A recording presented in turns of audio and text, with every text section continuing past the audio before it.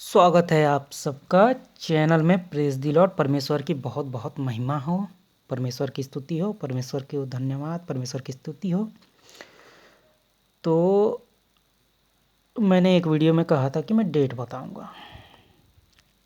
Date नहीं बताऊंगा, घबराइए मत, रैप्चर डेट नहीं बताऊंगा, नहीं तो कई लोगों के तन बदन में एकदम से आग लग जाता है ना, नाराज़ हो जाते हैं। तो देखिए, नाराज़ मत होइएगा, हमें आपसी प्रेम बनाए रखना चाहिए। तो ये कोई हिंदू चैनल है, भविष्य मल्लिका, हिंदुओं के पास भी है। तो वो भविष्य पुराण रखते हैं जिसमें भविष्य की बातें लिखी हुई हैं। तो एक्चुअली में वो कोट कर रहे थे 2026 टू 2032। वो आपने जो रैप्चर वाले जो डेट्स देखे होंगे तो उसमें 2025 से लेके 2032 इसको कोट करते हुए देखा होगा। तो ये डेट्स क्यों मैच हो रही हैं? ये डेट्स वो भी डिटेल में बता रहे हैं। 2026 में ये होने वाला है, 2027 में ये होगा, 2028 में ये होगा।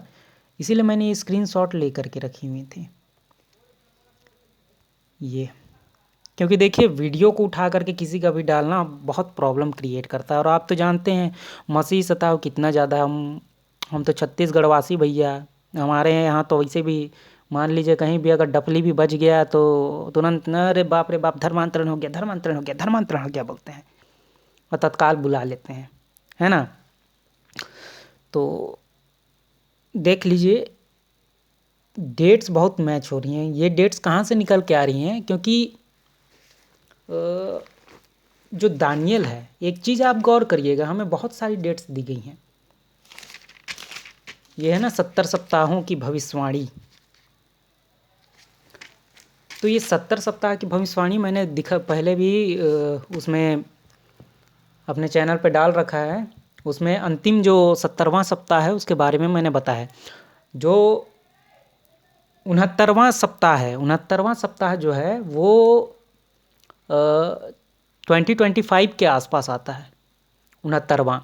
और उसके बाद जो 26 से लेके 2032, 26, 27, 28, 29, 30, 31, 32, मतलब 7 साल होता है 26 से लेके। तो हमने जो कैलकुलेशन किया है वो अपने मन से नहीं किया है, कोई निराधार नहीं कि अपने से कुछ भी उठा लिया। बाइबिल में ये नंबर्स क्यों दिए गए हैं? नंबर्स इसीलिए तो दिए गए हैं। आधे सप्ताह तक देखिए कैसे पता चल रहा है, ये सब एक हफ्ता तक कई व्यक्तियों के साथ संधियाँ करेगा। सीधी तरीके से बोला गया है कि भाई 7 सप्ताहों का जो महाक्लेश काल है उसके बारे में। तो ये 2026 2032 की बात क्यों कर रहे हैं, भविष्य मल्लिका की? देखिए, हमारा परमेश्वर ये है, सभी के से बात किया है, सबको सभी के ऊपर अपने आप को जाहिर किया है। अभी मैं एक वचन है, मुझे याद नहीं आ रहा है कि वो किसमें है, माफ़ कीजिएगा थोड़ा सा। उसमें ये कहा गया है कि वह बारंबार और प्राचीन काल से ही हमारे पुरखों से विविध रूपों में बात करते आया है, तो इसलिए उनसे ही बात कर रहा है।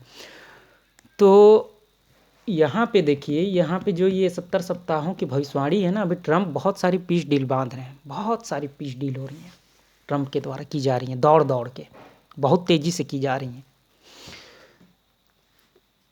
इसलिए ये डेट्स जो हम बता रहे हैं, ये देखिए, वो भी कुछ बोल रहे हैं कल की अवतार आ रहे हैं, उनके कल के अवतार आ रहे हैं 2032 में कलयुग खत्म। ये देखिए सबसे बेहतरीन, मज़ा आ जाएगा इसको देख के।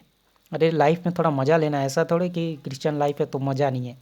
भाई रोना पीटना ही हमेशा नहीं चलेगा क्रिश्चियन लाइफ में, खुशी मनाइए। ये देखिए 2032 में कलयुग खत्म, 2026 भविष्य मल्लिका की भविष्यवाणी कैसे हो रहा है। इसीलिए कहा जाता है कि अपने आसपास देखना बहुत ज़रूरी है, क्योंकि बाइबल में यही कहा गया है कि अपने इर्द गिर्द हो रही घटनाओं को देखना और अपना सिर जो है ऊंचा उठाना, क्योंकि तुम्हारा उद्धार जो है ना वो बहुत निकट है। ये देखिए सीधे सीधे 2020 के बाद साल इतनी जल्दी क्यों गुजर रहा है? देखिए 2025 कैसे निकल गया, पता ही नहीं चल रहा है। निकला नहीं है, अभी भी बाकी है, दिसंबर बाकी है, क्रिसमस आ रहा है, अभी भी बाकी है। लेकिन सभी बोल रहे हैं कि साल इतना जल्दी क्यों पार हो रहा है। यदि वे दिन घटाए न जाते तो कोई भी प्राणी जीवित न बचता। ये तो हमारे खुदा की, हमारे परमेश्वर की दरिया दिली है कि वो दिन घटा दिया। हर चीज़ बहुत तेज़ी से हो रहा है। हम लोग भले बोल रहे हैं कि नहीं भैया 1 घंटा 60 मिनट, लेकिन नहीं, कम से कम ये 40 मिनट का हो चुका है 1 घंटा। 2032 में होगा कलयुग का अंत। देख लीजिए, सबसे सनसनीखेज, गौर से देखिए, क्या है ये? वही तारीख है, 2032 में होगा कलयुग का अंत। क्या आप तैयार हैं?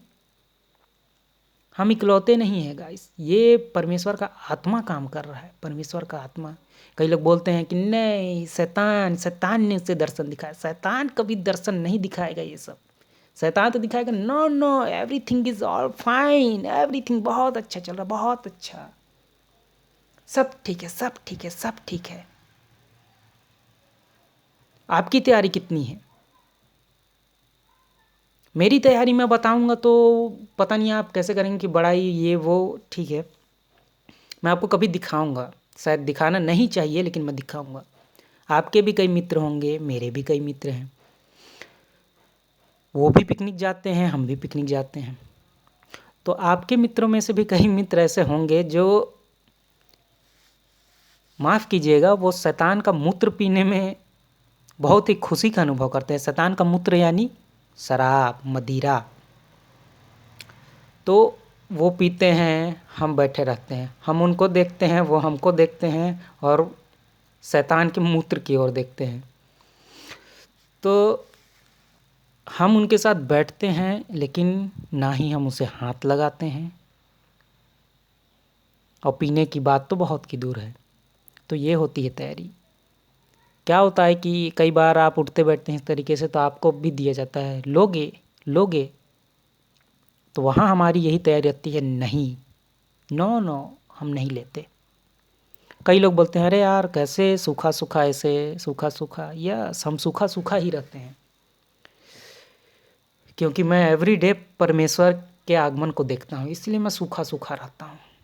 इसीलिए तो तुम पतले हो यार, बोलते हैं अरे यार थोड़ा लोगे, टॉनिक लोगे तो बाट मोटाई आ जाएगा। नहीं चाहिए ऐसे मोटाई। क्या करेंगे ऐसे मोटापे का? शैतान के मूत्र को पी के मोटापा लाएं? बिल्कुल नहीं, असंभव चीज़ है ये, बिल्कुल भी नहीं लूँगा। तो ये ऐसी तैयारी होती है।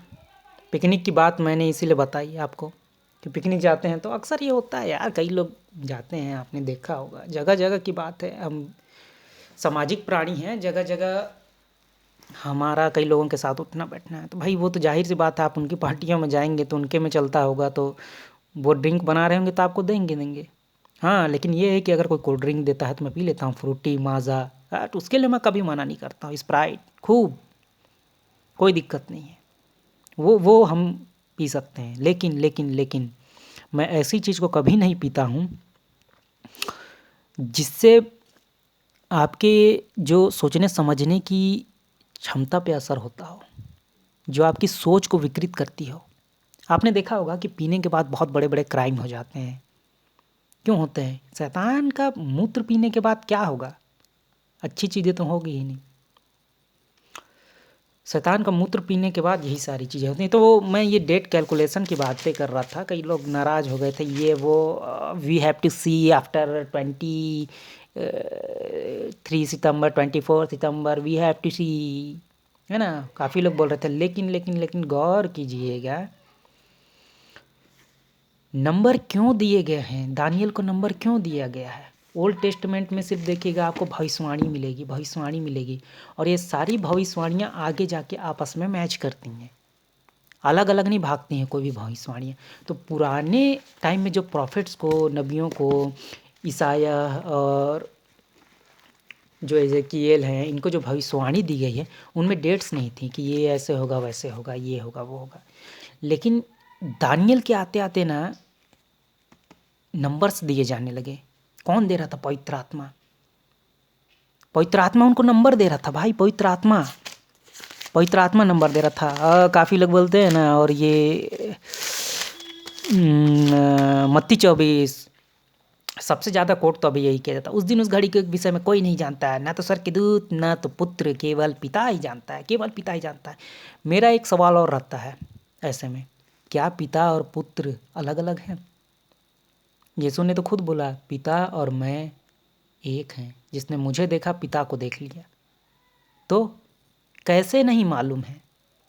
ये जो मैंने स्पेशली मार्क करके रखा है, ये किसके विषय में बोल रहे हैं? ये बात कर रहे हैं सेकंड कमिंग के बारे में। मुझे तो ऐसा ही लगता है कि ये सेकंड कमिंग के बारे में ये बता रहे थे।